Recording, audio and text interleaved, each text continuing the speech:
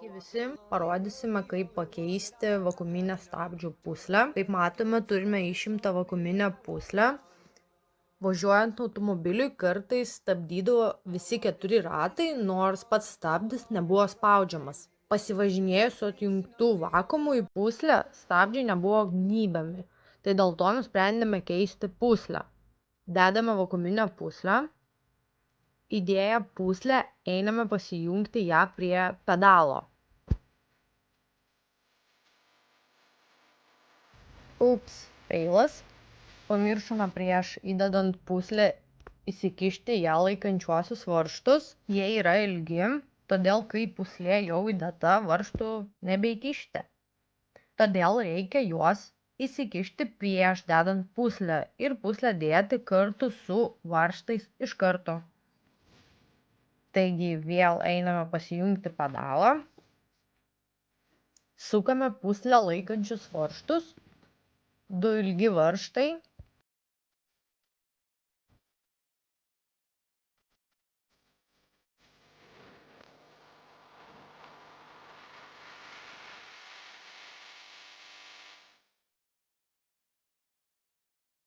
Dedame atgal valytuvų mechanizmą.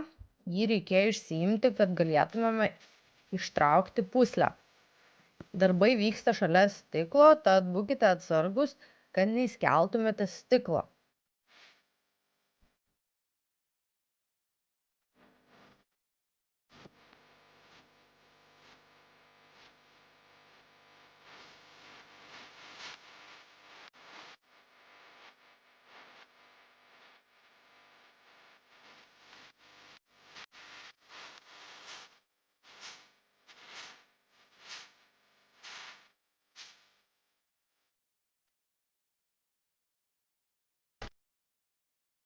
Sukame valytuvo mechanizmo varžtus.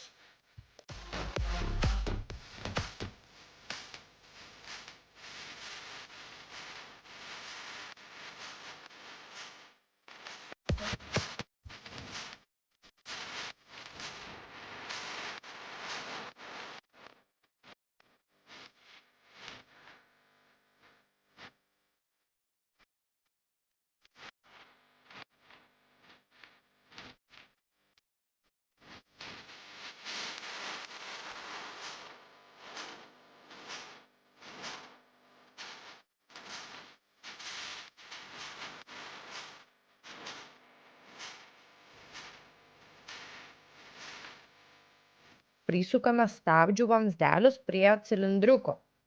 Pūslę mes įdėjome kartu su stabdžių cilindriuku.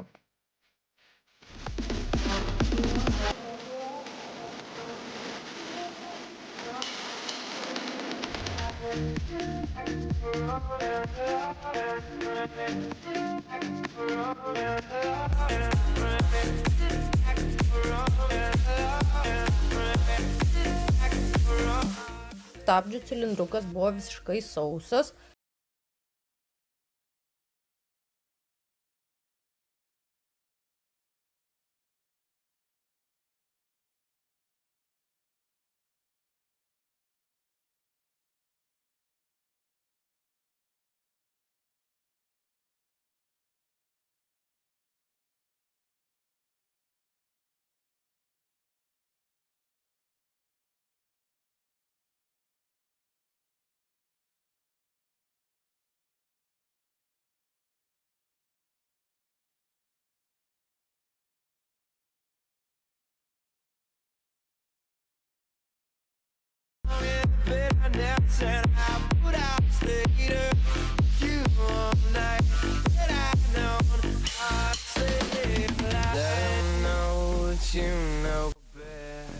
After all, you do know best. Try to slip past his defense without granting. Pajungėme iš variklio einantį vakuumą į pūslę. What is wrong? The things you told him all along. Pray to God he hears you. And pray to God he hears you. And where did I go wrong? And along and friend. Where did I go wrong? And along and friend. Where did I go wrong? And along and friend. Where